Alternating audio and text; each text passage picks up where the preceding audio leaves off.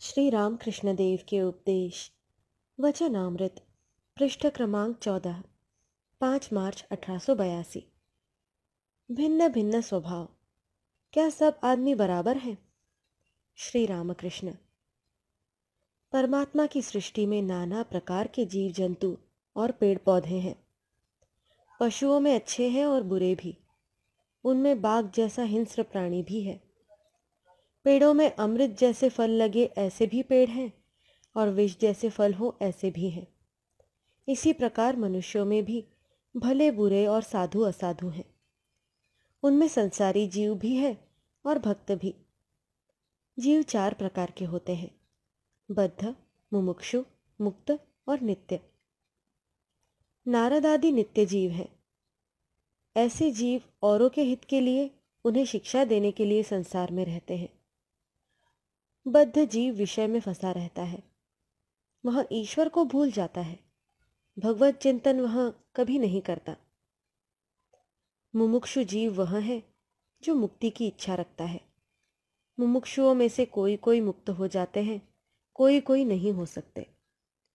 मुक्त जीव संसार के कामिनी कांचन में नहीं फंसते, जैसे साधु महात्मा। इनके मन में विषय बुद्धि नहीं रहती। ये सदा ईश्वर के ही पाद पद्मों की चिंता करते हैं। जब जाल तालाब में फेंका जाता है, तब जो 2-4 होशियार मछलियां होती हैं, वे जाल में नहीं आती। यह नित्य जीवों की उपमा है, किंतु अनेक मछलियां जाल में फंस जाती हैं। इनमें से कुछ निकल भागने की भी चेष्टा करती हैं। यह मुमुक्षुओं की उपमा है, परंतु सब मछलियां नहीं भाग सकती। केवल 2-4 उछल उछल कर जाल से बाहर हो जाती है।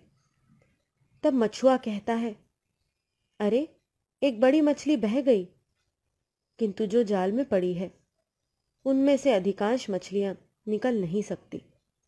वे भागने की चेष्टा भी नहीं करती।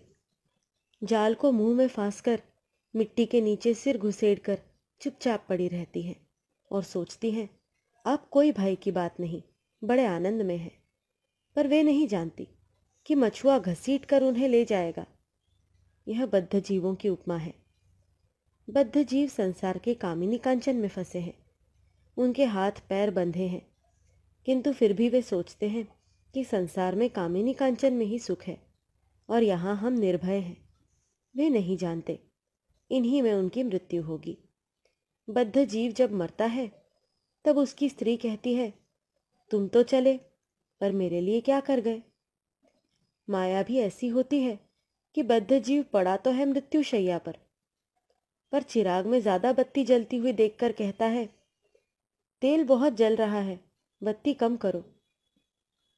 बद्ध जीव ईश्वर का स्मरण नहीं करता। यदि अवकाश मिला तो या तो गप करता है या फालतू काम करता है। पूछने पर कहता है, क्या करूं, चुपचाप बैठ नहीं सकता, इसी से घेरा बांध रहा हूं। कभी ताश ही खेलकर समय काटता है। सब स्तब्ध होकर सुन रहे हैं। गीता 10:3। यो मामजमनादिं च वेत्ति लोकमहेश्वरम् असम्मूढः समर्थ्येषु सर्वपापैः प्रमुच्यते। एक भक्त ने पूछा, महाराज, इस प्रकार के संसारी जीवों के लिए क्या कोई उपाय नहीं है?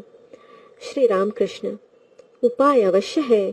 कभी कभी साधुओं का संग करना चाहिए और कभी कभी निर्जन स्थान में ईश्वर का स्मरण और विचार, परमात्मा से भक्ति और विश्वास की प्रार्थना करनी चाहिए। विश्वास हुआ कि सफलता मिली, विश्वास से बढ़कर और कुछ नहीं है। केदार के प्रति, विश्वास में कितना बल है, यह तो तुमने सुना है ना। पुराणों में लिखा है कि रामचंद्र को, जो साक्षात पूर्ण ब्रह्म नारायण है, लंका जाने के लिए सेतु बांधना पड़ा था, परंतु हनुमान राम नाम के विश्वास ही से कूदकर समुद्र के पार चले गए। उन्होंने सेतु की परवाह नहीं की। सब हंसते हैं। किसी को समुद्र के पार जाना था।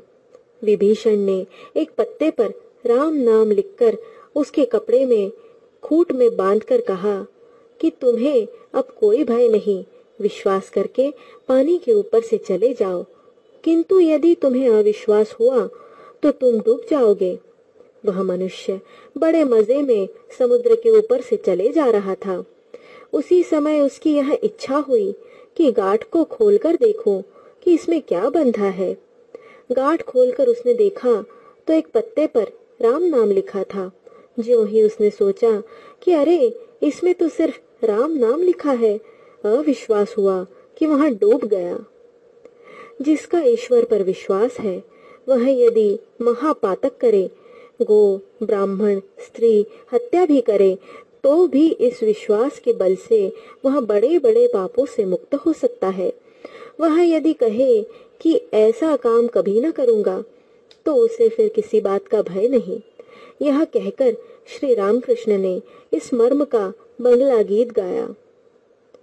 दुर्गा दुर्गा अगर जपूं मैं, जब मेरे निकलेंगे प्राण, देखूं कैसे नहीं तारती, कैसे हो करुणा की खान। गो ब्राह्मण की हत्या करके, करके भी मदिरा का पान, जरा नहीं परवाह पापों की, लूंगा निश्चय पद निर्वाण। नरेंद्र की बात चली। श्री रामकृष्ण भक्तों से कहने लगे, इस लड़के को यहाँ एक प्रकार देखते हो। चुलबुला लड़का जब बाप के पास बैठता है तब चुपचाप बैठा रहता है, और जब चांदनी पर खेलता है तब उसकी और ही मूर्ति हो जाती है। ये लड़के नित्य सिद्ध हैं, ये कभी संसार में नहीं बंधते। थोड़ी ही उम्र में इन्हें चैतन्य होता है और ये ईश्वर की ओर चले जाते हैं। ये संसार में जीवों को शिक्षा देने के लिए आते हैं। संसार की कोई वस्तु इन्हें अच्छी नहीं लगती। कामिनी कांचन में ये कभी नहीं पड़ते। वेदों में होमा पक्षी की कथा है। यह चिड़िया आकाश में बहुत ऊंचाई पर रहती है, वही यहाँ अंडे देती है। अंडा देते ही वह गिरने लगता है, परंतु इतने ऊंचे से वह गिरता है कि गिरते गिरते बीच में ही फूट जाता है। तब बच्चा गिरने लगता है। गिरते ही गिरते उसकी आंखें खुलती हैं और पंख निकल आते हैं। आंखें खुलने से जब वह बच्चा देखता है कि मैं गिर रहा हूँ और जमीन पर गिरकर चूर चूर हो जाऊंगा, तब वह एकदम अपनी माँ की ओर फिर ऊंचे चढ़ जाता है। नरेंद्र उठ गए। सभा में केदार, प्राण कृष्ण, मास्टर आदि और भी कई सज्जन थे। श्री रामकृष्ण, देखो, नरेंद्र गाने में, बजाने में, पढ़ने लिखने में, सब विषयों में अच्छा है। उस दिन केदार के साथ उसने तर्क किया था। केदार की बातों को खटाखट काटता गया। श्री रामकृष्ण और सब लोग हंस पड़े। मास्टर से, अंग्रेजी में क्या कोई तर्क की किताब है? मास्टर, जी हाँ है। अंग्रेजी में इसको न्याय शास्त्र, लॉजिक कहते हैं। श्री रामकृष्ण, अच्छा, कैसा है, कुछ सुनाओ तो। मास्टर अब मुश्किल में पड़े। आखिर कहने लगे, एक बात यह है कि साधारण सिद्धांत से विशेष सिद्धांत पर पहुंचना, जैसे सब मनुष्य मरेंगे, पंडित भी मनुष्य है, इसलिए वे भी मरेंगे। और एक बात यह है कि विशेष दृष्टांत या घटना को देखकर साधारण सिद्धांत पर पहुंचना, जैसे यह कौवा काला है, वह कौवा काला है, और जितने कौवे दिख पड़ते हैं वे भी काले हैं, इसलिए सब कौवे काले हैं। किंतु उस प्रकार के सिद्धांत से भूल भी हो सकती है, क्योंकि संभव है ढूंढ तलाश करने से किसी देश में सफेद कौवा मिल जाए। एक और दृष्टांत, जहाँ वृष्टि है वहाँ मेघ भी है, अतएव यह साधारण सिद्धांत हुआ कि मेघ से वृष्टि होती है। और भी एक दृष्टांत, इस मनुष्य के 32 दांत हैं, उस मनुष्य के 32 दांत हैं, और जिस मनुष्य को देखते हैं उसी के 32 दांत हैं, अतएव सब मनुष्यों के 32 दांत हैं। इस प्रकार के साधारण सिद्धांत की बातें अंग्रेजी न्याय शास्त्र में है। श्री रामकृष्ण ने इन बातों को सुन भर लिया, फिर वे अन्य मनस्क हो गए, इसीलिए यह प्रसंग और आगे न बढ़ा। गीता 2:53। श्रुति विप्रतिपन्ना ते यदा स्थास्यति निश्चला समाधावचला बुद्धिस्तदा योगमवाप्स्यसि। सभा भंग हुई। भक्त सब इधर उधर घूमने लगे। मास्टर भी पंचवटी आदि स्थानों में घूम रहे थे। समय 5 के लगभग होगा। कुछ देर बाद वे श्री रामकृष्ण के कमरे में आए और देखा उसके उत्तर की ओर छोटे बरामदे में अद्भुत घटना हो रही है। श्री रामकृष्ण स्थिर भाव से खड़े हैं और नरेंद्र गा रहे हैं। 2-4 भक्त भी खड़े हैं। मास्टर आकर गाना सुनने लगे। गाना सुनते हुए वे मुग्ध हो गए। श्री रामकृष्ण के गाने को छोड़कर ऐसा मधुर गाना उन्होंने कभी कहीं नहीं सुना था। अकस्मात श्री रामकृष्ण की ओर देखकर वे स्तब्ध हो गए। श्री रामकृष्ण की देह निस्पंद हो गई थी और नेत्र निर्निमेष। श्वासोश्वास चल रहा था या नहीं बताना कठिन है। पूछने पर एक भक्त ने कहा, यह समाधि है। मास्टर ने ऐसा कभी न देखा था, न सुना था। वे विस्मित होकर सोचने लगे, भगवत चिंतन करते हुए मनुष्यों का बाह्य ज्ञान क्या यहाँ तक चला जाता है। न जाने कितनी भक्ति और विश्वास हो तो मनुष्यों की यह अवस्था होती है। नरेंद्र जो गीत गा रहे थे उसका भाव यह है, ए मन तू चिदघन हरि का चिंतन कर। उसकी मोहन मूर्ति की कैसी अनुपम छटा है जो भक्तों का मन हर लेती है। वह रूप नए नए वर्णों से मनोहर है, कोटि चंद्रमाओं को लजाने वाला है। उसकी छटा क्या है, मानो बिजली चमकती है। उसे देख आनंद से जी भर आता है। गीत के इस चरण को गाते समय श्री रामकृष्ण चौंकने लगे।